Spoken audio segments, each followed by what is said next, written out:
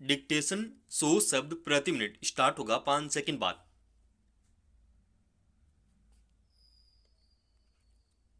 Start. अमेरिकी राष्ट्रपति Donald Trump शपथ ग्रहण से पहले ही स्पष्ट कर चुके थे कि वे अवैध प्रवासियों के साथ कड़ाई से निपटेंगे। यहां तक कि उन्होंने H-1B वीजा समाप्त करने की भी घोषणा कर दी थी, मगर कड़े विरोध के कारण उन्होंने अपना कदम रोक लिया था। अब अमेरिका प्रशासन ने 104 अवैध प्रवासी भारतीयों का पहला जत्था वापस भेज दिया है।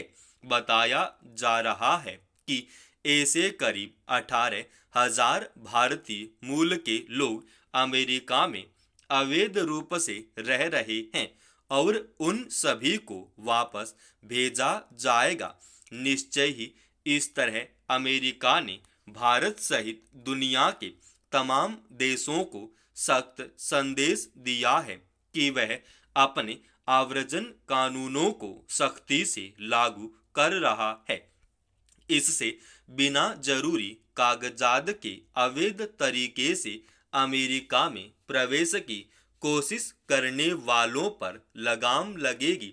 गौरतलब है कि अमेरिका में अवैध घुसपैठ करने वालों में सबसे अधिक लोग भारत के होते हैं। ट्रंप ने कहा था कि ऐसे लोगों की वजह से अमेरिका पर नाहक भारी वित्तीय बोझ पड़ता और सुरक्षा को खतरा पैदा होता है। इसलिए उन सीमाओं पर भारी संख्या में सुरक्षा बल तैनात कर दिए गए हैं जहां से अवैध प्रवासी प्रवेश करते हैं। कोई भी देश अपने यहां लोगों को अवैध रूप से प्रवेश की इजाजत नहीं देता। युद्ध, अकाल आदि स्थितियों में खुद लोग पलायन कर दूसरे देशों में शरण लेने का प्रयास करते हैं। उन्हें कुछ समय के लिए नजरअंदाज कर दिया जाता है, मगर रोजी रोजगार की तलाश में गलत तरीके से प्रवेश करने की इजाजत किसी को नहीं दी जा सकती। इसलिए जब ट्रंप ने अवैध प्रवासियों का मुद्दा उठाया तो भारत ने कहा कि वह अपने नागरिकों को वापस लेने को तैयार है, मगर अमेरिका चूंकि उन्हें अपराधी मानता है, इसलिए वह उनके साथ उसी तरह निपटना चाहता है। पहली खेप में वापस भेजे गए लोगों को जिस तरह बेड़ियों में जकड़कर सेना के विमान पर बिठाया गया, वह विचलित करने वाला दृश्य था। जबकि हकीकत किसी से छिपी नहीं है कि अवैध रूप से अमेरिका गए लोगों का इरादा किसी प्रकार की आपराधिक गतिविधियां चलाने का नहीं था। वे बेरोजगारी के मारे हुए लोग हैं, वहां जाकर कुछ बेहतर जीवन जीना चाहते हैं। इसलिए उन्हें वापस भेजते वक्त अपराधियों की तरह परेड कराने की बजाय मानवीय तरीका अपनाने की अपेक्षा गलत नहीं है। भारत के साथ तालमेल करके कोई गरिमापूर्ण रास्ता निकाला जा सकता है। ट्रंप प्रशासन अमेरिकी हितों को सर्वोपरि रखते हुए कठोर पर कठोर फैसले कर रहा है। उसमें आव्रजन नीतियों को कड़ा बनाने पर विशेष बल है। इससे वहां रह रहे भारतीय मूल के लोगों में स्वाभाविक ही भय है, मगर हकीकत यह भी है कि अमेरिकी अर्थव्यवस्था में भारतीय मूल के लोगों का योगदान महत्वपूर्ण है। उन्हें अगर ट्रंप प्रशासन बिना तार्किक आधार के निकालने या रोकने का प्रयास करेगा तो उसकी अर्थव्यवस्था पर प्रतिकूल प्रभाव जल्दी ही दिखना शुरू हो जाएगा। यही वजह है कि ट्रंप के जन्मजात नागरिकता संबंधी संवैधानिक प्रावधान के विरुद्ध फैसले को लेकर विरोध तल्ख हो गया है। उसे वहां की अदालत में चुनौती दी गई है।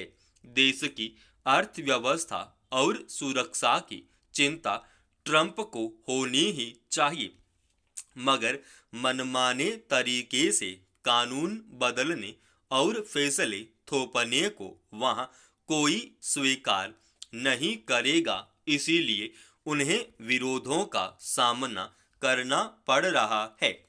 महात्मा गांधी राष्ट्रीय ग्रामीण रोजगार गारंटी योजना यानी मनरेगा से जुड़े श्रमिक लगातार बेरोजगार हो रहे हैं। यह सिलसिला 4 वर्षों से जारी है।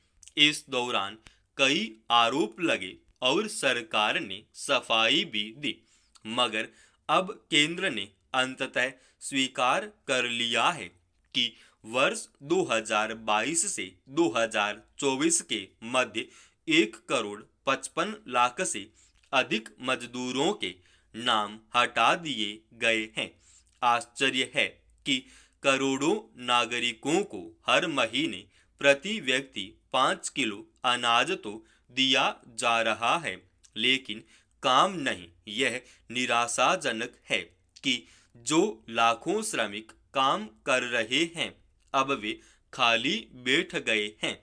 मनरेगा के माध्यम से प्रति वर्ष ग्रामीण इलाकों में रोजगार का सृजन किया जाता है। इस योजना में सरकार हर वर्ष बड़ा निवेश करती है।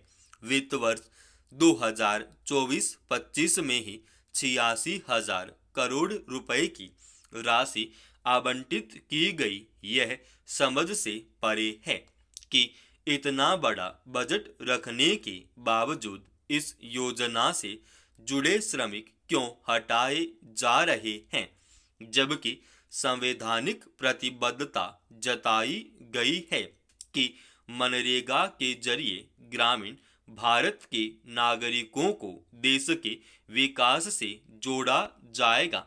शहरों की तरह गांवों में भी रोजगार के अवसर बढ़ेंगे। मनरेगा का मुख्य उद्देश्य ग्रामीण परिवार के वयस्क सदस्यों को साल में 100 दिन रोजगार देना था, मगर केंद्र की यह महत्वाकांक्षी योजना धीरे धीरे भ्रष्टाचार की भेंट चढ़ती गई। धांधली होने लगी, फर्जी कार्ड बनने लगे। यह दुखद ही है कि ग्रामीण बेरोजगारों के लिए धरातल पर उतारी गई योजना पंचायतों, ग्राम प्रधानों और रोजगार सेवकों की मिलीभगत के कारण बर्बाद हो गई। जॉब कार्ड बनने पर भी श्रमिकों को पता नहीं होता कि उनके खाते में पैसा आया भी कि नहीं। योजना का संचालन कर रहे लोगों के फर्जीवाड़े का ही नतीजा है कि वित्त वर्ष 2023-24 में 85 लाख कार्ड हटा दिए गए थे। यह कोई नई बात नहीं। इससे पहले भी कई राज्यों से मनरेगा सूची से नाम हटाए जाते रहे हैं। बजट राशि भी घटाई जाती रही है, मगर यह कोई उचित रास्ता नहीं कहा जा सकता। सरकार को इसे दुरुस्त करने का तरीका सोचना चाहिए, न कि इसमें कटौती का। अगर यही क्रम रहा तो इस योजना का औचित्य ही क्या रहेगा। समाप्त।